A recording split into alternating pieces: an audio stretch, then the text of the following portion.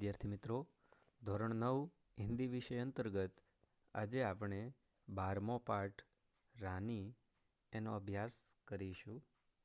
સૌપ્રથમ પાઠનું નામ છે રાની.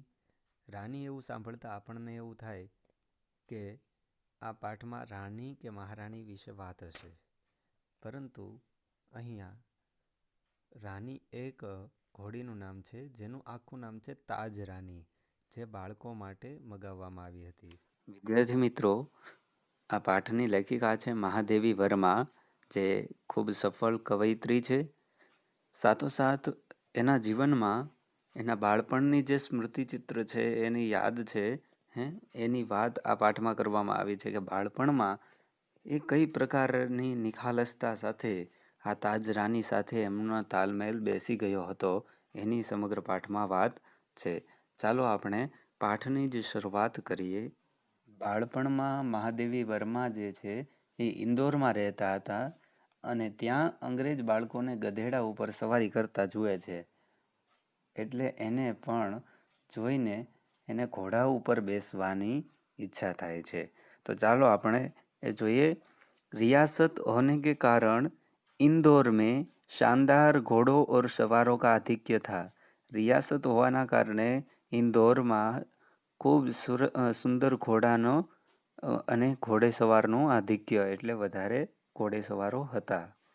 इसके अतिरिक्त हम अंग्रेजों के बच्चों को छोटे टट्टुओं या सफ़ेद गधों, जिसकी ज्ञाति के संबंध में रामा ने हमारा ज्ञानवर्धन किया था, उसके ऊपर घूमते देखते थे.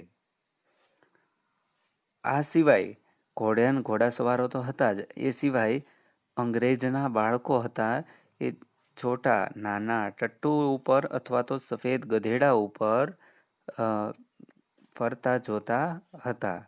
रामा की कहानियों में तो राजा अपराधियों को गधे पर चढ़ाकर देश से निकाला देता था. રામા જે તેમનો નોકર છે તે વાર્તા જ્યારે કહેતો ત્યારે રાજા જે છે અપરાધીઓને ગધેડા ઉપર બેસાડી અને દેશની બહાર કાઢી મૂકતો હતો. આવો એક દંડ હતો, એવી રામાની વાર્તામાં આપણને જાણવા મળતું હતું. इन्हें गधों पर बैठकर प्रसन्नता से घूमते देखकर विश्वास करना कठिन था कि इन्हें दंड मिला है.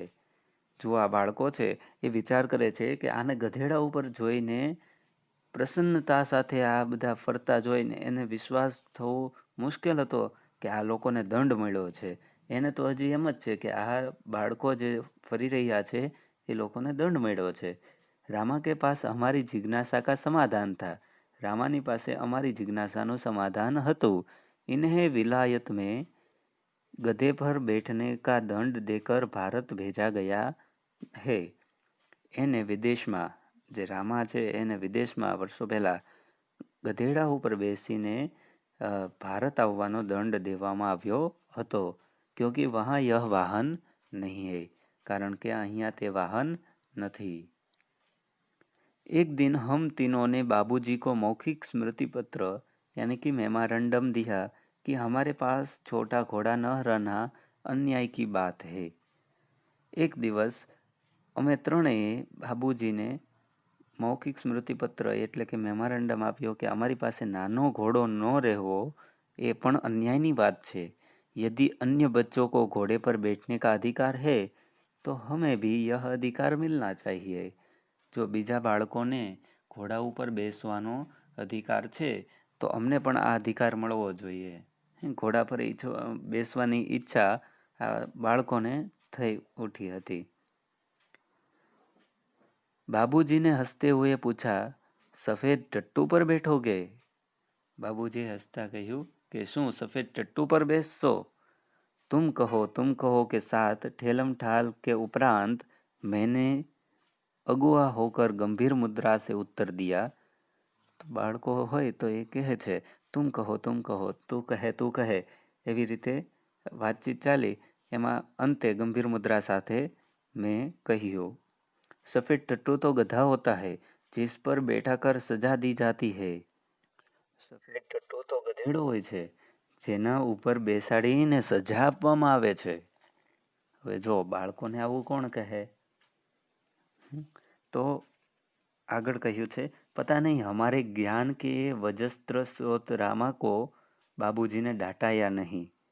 खबर नहीं અમારા જ્ઞાનના વજ્રાસ્ત્ર स्रोत समान रामा ने बाबूजी खिजाया कि नहीं, परंतु कुछ दिन बाद हमने देखा कि एक छोटा सा चॉकलेटी रंग का टट्टू आंगन के पश्चिम वाले बरामदे में बांधा गया है। બાળકોની માંગણી પ્રમાણે થોડાક દિવસ પછી જો જોયું તો ચોકલેટી રંગનો ટટ્ટુ એ પાછળના પશ્ચિમવાળા વાડામાં બાંધવામાં આવ્યો હતો। बरामदा तो घोड़े बांधने के लिए बनाया नहीं गया था। वाड़ो तो घोड़ो बांधवा माटे बनाववामां नहोतो આવ્યો।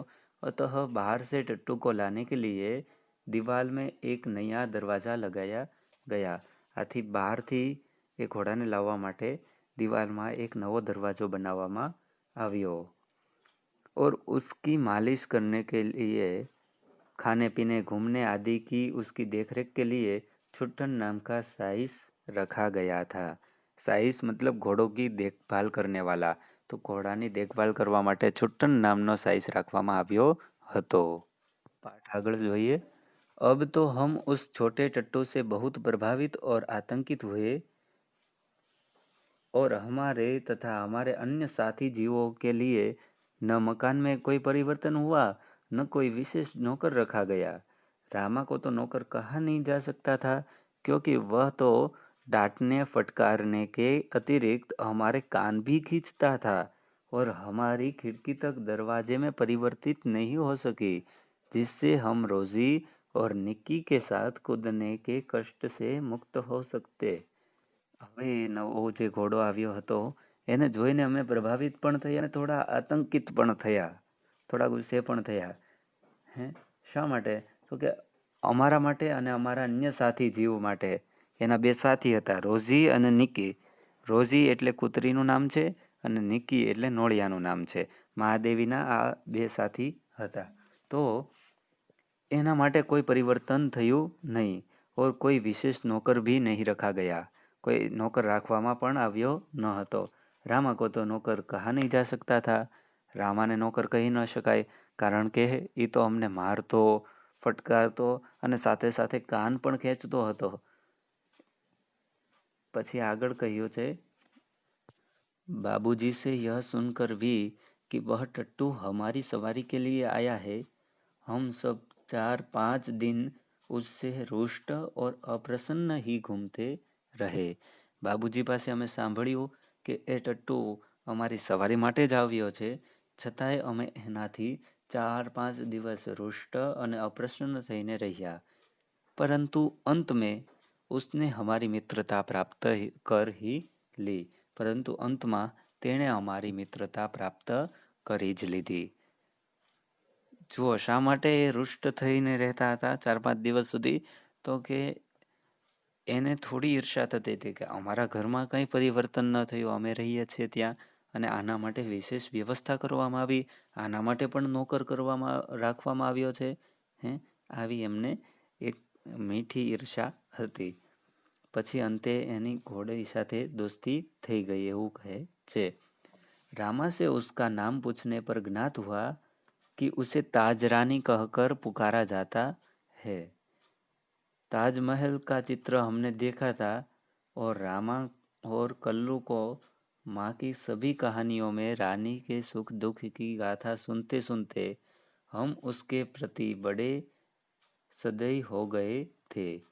હવે રાનીની સુખ દુઃખની વાતો સાંભળી અમે તેના પ્રત્યે સદય એટલે કે દયાવાન થઈ ગયા હતા। અમને પણ એના પ્રત્યે દયા જાગી। ताजमहल जैसे भवन की रानी होने पर भी यह वहाँ से कहानी की रानी की तरह निकाल दी गई है। તાજમહેલ જેવા મોટા મહેલની રાણી હોવા છતાં એને એક વાર્તાની રાણીની જેમ એને એ મહેલમાંથી કાઢવામાં આવી છે। શા માટે એવું વિચારે છે? તો કે એનું નામ છે તાજ રાની, એટલા માટે એ બાળપણમાં એવું વિચારે છે। यह कल्पना करते ही हमारी सारी ईर्षा और सारा रोष करुणा से पिघल गया। આવી કલ્પના કરતાની સાથે જ અમારી બધી જ ઈર્ષા અને અમારો બધો જ ગુસ્સો છે એ કરુણાના કારણે ઓગળી ગયો। और हम उसे और अधिक आराम देने के उपाय सोचने लगे અને હવે તેને વધુમાં વધુ આરામ મળે તાજરાનીને એવો અમે ઉપાય કરવા लाग्या।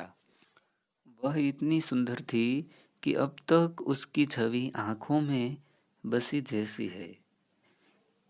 हल्का चॉकलेटी चमकदार रंग जिस पर दृष्टि फिसल जाती थी, खड़े छोटे कानों के बीच में माथे पर झूलता आयाल का गुच्छा, बड़ी काली स्वच्छ પછી પાછળ પેજ છે ફેરવો और पारदर्शी जैसी आंखें, लाल नथुने जिन्हें फुला फुला कर चारों ओर की गंध लेती रहती, उजले दांत और लाल जीभ की झलक देते हुए गुलाबी ओठों वाला लंबा मुंह जो लोहा चबाते रहने पर भी क्षत विक्षत नहीं होता था।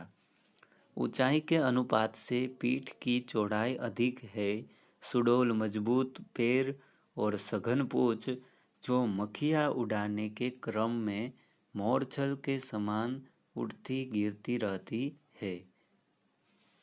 અહીં જો રાણીની સુંદરતાનું વર્ણન કરવામાં આવ્યું છે। શું શું કહ્યું છે? તાજરાની છે એ ખૂબ સુંદર ઘોડી હતી। તેના ચમકતા રંગ પર દ્રષ્ટિ પડતાની સાથે જ અમે અટકી જતા હતા। ત્યાં નજર છોટી જતી હતી। એના ચોકલેટી રંગની ઝૂલતી કેશવાળી, એની પારદર્શક આંખો, એના ઉજળા દાંત, એની લાલ જીભ, એના ગુલાબી હોઠ, એના મોરપીંછ જેવી પૂંછ અને સુગઠિત શરીર એ બધું જ આકર્ષક લાગી રહ્યું હતું।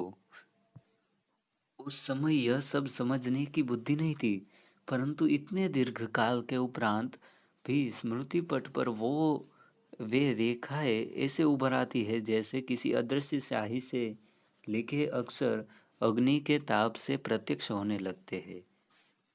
અહીં લેખિકા પોતાનો અનુભવ કહે છે કે એ સમયે સમજવાની બુદ્ધિ ન હતી, પરંતુ આટલા લાંબા સમય પછી જ્યારે સ્મૃતિપટ પર આ બધી રેખાઓ ઉભરાઈ આવે છે, આ બધી જ યાદો આવે છે, ત્યારે अदृश्य शाही से लिखे गए अक्षर अग्नि के ताप के समान प्रत्यक्ष होने लगते हैं। એટલે કે અદૃશ્ય શાહી આ શાહી દ્વારા જ્યારે લખવામાં આવે છે ત્યારે આ બધા જ દ્રશ્ય છે એ પ્રત્યક્ષ જાણે હોય એવું લાગે છે, એવું લેખિકા અહીં કહે છે। हम बार बार सोचते हैं कि वह कुछ और छोटी क्यों न हुई। અમે વારંવાર વિચારતા હતા કે એ થોડી વધારે નાની કેમ ન રહી होती, तो हम रोजी और निक्की के समान उसे भी अपने कमरे में रख लेते। जो ये थोड़ी नानी होत ने तो रोजी અને નિક્કી ની સાથે સાથે એને પણ અમારા रूमની અંદર લઈ લેત। रानी को अपने कमरे में ले जाना संभव नहीं था, अतः अस्तबल बना हुआ बरामदा ही हमारी अराजकता का कार्यालय बना। રાણીને અમારા રૂમની અંદર લઈ જવું સંભવ નહોતું, આથી તબેલો બનેલો બરામદા જ અમારી અરાજકતા કા કાર્યાલય બના, એટલે કે અમારી વાર્તાનું કેન્દ્ર બન્યો। बरामदा घोड़े बांधने के लिए तो बना नहीं था, अतः उसकी दीवार में एक खुली अलमारी और कई आतों तक थे। उन्हीं में हमारा स्वेच्छया विस्थापित और शरणार्थी खिलौना का परिवार स्थापित होने लगा। હવે ત્યાં જ બધી રહેવાની વ્યવસ્થા આ મહાદેવીજી અને એના સાથીઓ કરતા હતા। रानी की गर्दन में झूल झूल कर, उसके कान और आयान में फूल खोस खोस कर, उसको बिस्कुट मिठाई आदि खिला खिलाकर थोड़े ही दिनों में हमने उससे ऐसी मैत्री कर ली कि हमें न देखने पर वह अस्थिर होकर पैर पटकने और हिनहिनाने लगती। રાનીની ડોક પકડી અને હિંચકા ખાઈ, એના કાન અને આયલમાં ફૂલ ખોસીને, કાન તો તમે જોયા જ હશે બરાબર ઘોડાના, પણ આયલ કોને કહેવાય? તો કે ઘોડાની ગરદનની નીચે જે વાળ હોય એને કહેવાય છે આયલ। તો આયલમાં ફૂલ ખોસીને એને બિસ્કુટ મીઠાઈ આ બધું ખવડાવીને થોડાક દિવસમાં જ એની સાથે મૈત્રી કરી લીધી। અને જ્યારે અમને રાની ન જોતી ત્યારે એ પગ પછાડવા લાગતી અને હણહણવા લાગતી હતી। તો મિત્રો આ પાઠ આજે અહીં સુધી જ રાખીએ। આશા છે તમને વ્યવસ્થિત રીતે સમજાયું હશે. અસ્તુ. જય હિન્દ, જય ભારત.